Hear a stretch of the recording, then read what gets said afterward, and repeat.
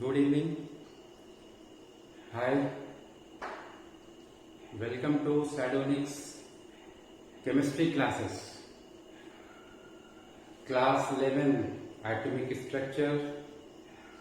हम काफी आगे बढ़ रहे हैं और इसी क्रम में इसी सीरियल में मैं आज आगे बढ़ने जा रहा हूं और डी ब्रॉगली हाइपोथेसिस पर आज हमारा वीडियो है. Today I am going to discuss about de Broglie hypothesis. But before proceeding this hypothesis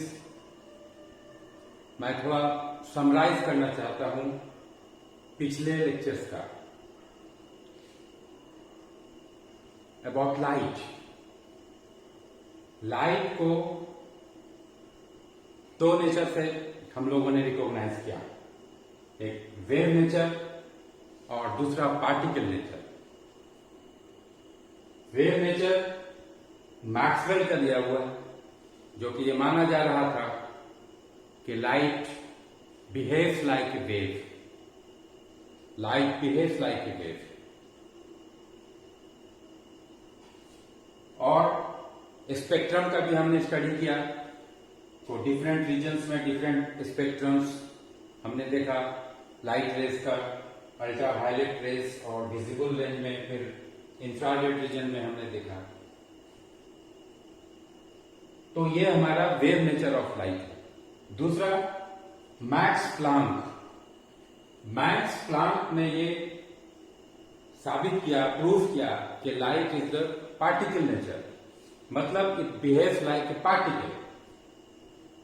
और मैक्स प्लांक ने ही बताया कि लाइट कंसिस्ट ऑफ स्मॉल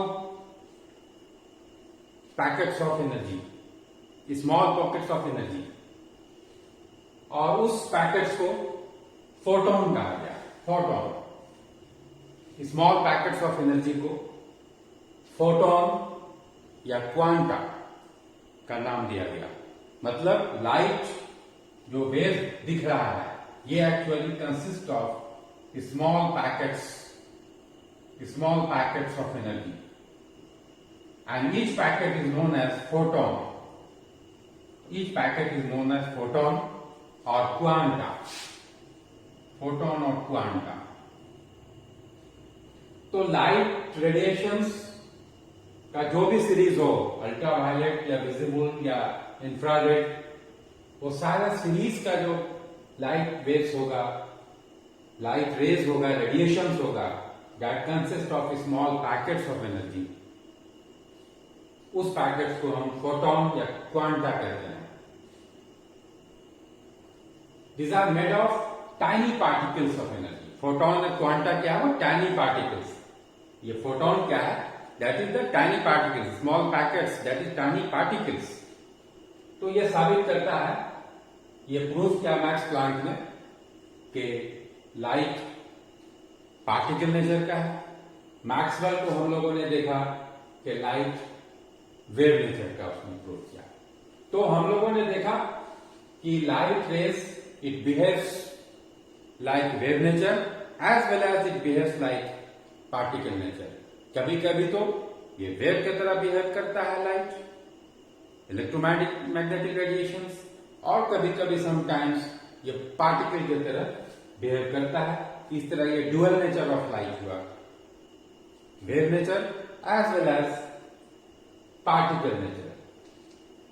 और इस एनर्जी का जो स्मॉल पैकेट्स का जो फिक्स्ड एनर्जी होता है पार्टिकल का, फोटोन क्वांटा का energy, that is given by this formula E is equal to h mu, where E is the energy of photon, energy of quanta, energy of particle, and h is Planck's constant. That value is 6.626 into 10 inverse 34 joule second, and mu is the frequency. तो इस mu से, mu is the frequency, जिसको हम लोग 1 by lambda भी कह सकते हैं. 1 by lambda, that is wave number. और इस फॉर्मूला पर पुटअप करके हम इसका वेव निकाल सकते हैं. वेवलेंथ इसका. तो इस तरह से हम ये देख रहे हैं कि ये ड्यूअल नेचर ऑफ लाइट, अगर जहां वो वेव नेचर बिहेव करता है वहां उसका वेवलेंथ होगा, और जहां पार्टिकल नेचर वो बिहेव करता है वो वहां पर उसका मास होगा। तो इसी आइडिया से इंस्पायर्ड होकर के ये डी ब्रॉगली ने एक हाइपोथेसिस दिया, अपना एक आइडिया दिया, एक हाइपोथेसिस दिया उसने कि इलेक्ट्रॉन को भी उसने कहा कि just like electromagnetic radiations light waves की तरह ही इलेक्ट्रॉन भी ड्यूअल नेचर का होता है, wave nature as well as particle nature. Basically हम लोगों ने अभी तक ये पढ़ा है कि electron that is sub atomic particle, वो पार्टिकल होता है, मतलब उसका मास होता है। तो लेकिन डी ब्रॉगली ने हाइपोथेसिस दिया कि इलेक्ट्रॉन पार्टिकल तो है लेकिन वो वेव नेचर का है। क्यों? उसको तो आइडिया इधर से मिला, और प्लस उसने अपने सपोर्ट में ये कहा कि इलेक्ट्रॉन का मास जो कि 9.1 इंटू 10⁻31 kg, जो कि बहुत ही कम मास होता है, वेरी लो मास, वेरी लेस मास, और इसकी स्पीड बहुत हाई होती है, दैट इज 2.18 इंटू 10⁻6 मीटर पर सेकेंड। तो ये बहुत ही कम मास का पार्टिकल, बहुत ही कम मास का particle at a very high speed, बहुत हाई स्पीड में जब इसका मूवमेंट होता है तो ये वेव की तरह बिहेव करने लगता है। ये डी ब्रॉगली ने अपना थ्योरी दिया, अपना हाइपोथेसिस दिया इलेक्ट्रॉन के बारे में। बाद में फिर डी ब्रॉगली ने यह भी कहा कि not only electron, all moving particles having moving particles, particle कोई भी हो, वो जहां उसमें मूवमेंट आया, मोशन आया, that behaves like wave, that behaves like wave. और डी ब्रॉगली ने ये फॉर्मूला दिया, lambda is equal to h/mv, where m is the mass, v is the velocity, mass and velocity। तो मास एंड वेलोसिटी के multiplication को हम momentum कहते हैं। तो जहां मास होगा, जो पार्टिकल होगा उसका मास होगा।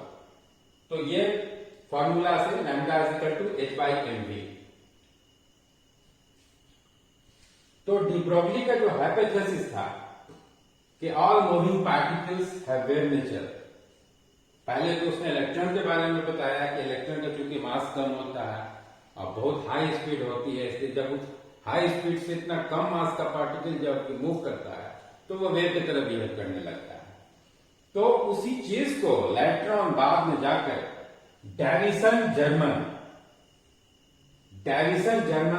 नाम के साइंटिस्ट ने ये एक्सपेरिमेंटली प्रूव कर दिया कि इलेक्ट्रॉन का beam, the beam of electron shows the diffraction property. Electron का बीम वो डिफ्रैक्शन प्रॉपर्टी शो करता है, और डिफ्रैक्शन प्रॉपर्टी कैरेक्टरिस्टिक फीचर होता है वेव नेचर का। अब डिफ्रैक्शन प्रॉपर्टी क्या है, ये ऑप्टिक्स का चैप्टर है, एटॉमिक स्ट्रक्चर, एटॉमिक फिजिक्स में भी इसको हम पढ़ते हैं, but it needs a separate lecture. इसका एक सेपरेट वीडियो हमारा बनेगा जिसमें मैं डिटेल्स में जाऊंगा कि व्हाट इज डिफ्रैक्शन।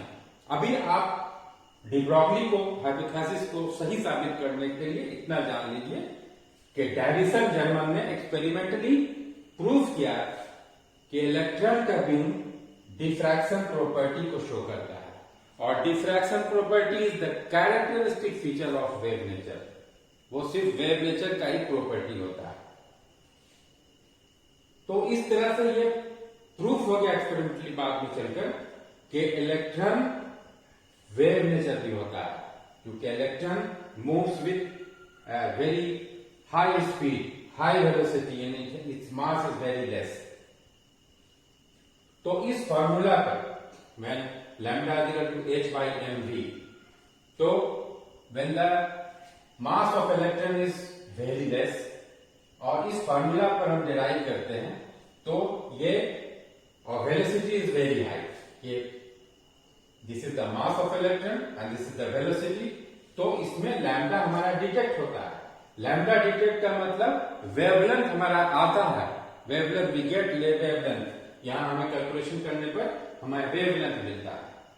लेकिन डी ब्रॉगली से एक गलती हो गई, उन्होंने कहा कि all moving particles, all moving particles का मतलब क्रिकेट बॉल भी हो सकता है, वो कार भी हो सकता है, बस भी हो सकता है, ट्रेन भी हो सकता है, ह्यूमन बीइंग भी हो सकता है। तो डी ब्रॉगली ने यह कह दिया कि all moving particles that behave like a wave, जो कि गलत साबित हुआ। This is the failure of D Broglie hypothesis.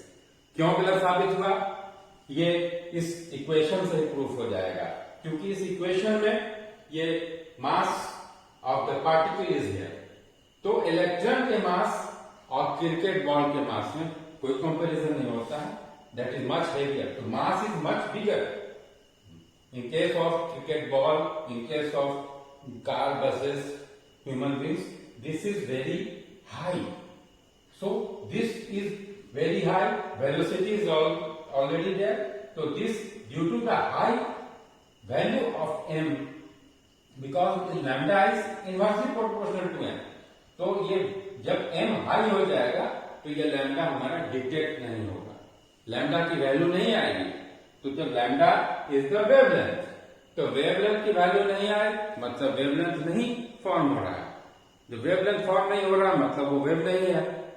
तो इसलिए वेव नेचर को ये गलत साबित कर दिया डी ब्रॉगली का ये जो हाइपोथेसिस था कि ऑल मूविंग पार्टिकल्स, ये ओनली साबित होता है, सही होता है ओनली फॉर सब एटॉमिक पार्टिकल, सब atomic particle that is electron, जो कि जिसका मास बहुत कम होता है, स्पीड ज्यादा हाई स्पीड होता है। तो ये सब एटॉमिक पार्टिकल्स के लिए ये डी ब्रॉगली हाइपोथेसिस सही है, this is correct.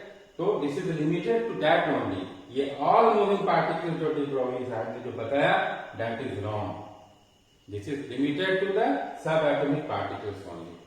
So this is all about the de Broglie hypothesis and the dual nature of electron. So in this way it is proved that electron also has, just like light has the dual nature, wave nature, particle nature, and according to de Broglie and this equation, it is also proved that electron also has dual nature. Particle तो है ही वो particle nature as well as wave nature. So this is all about de Broglie and the dual nature of electron. So that's all. Thank you.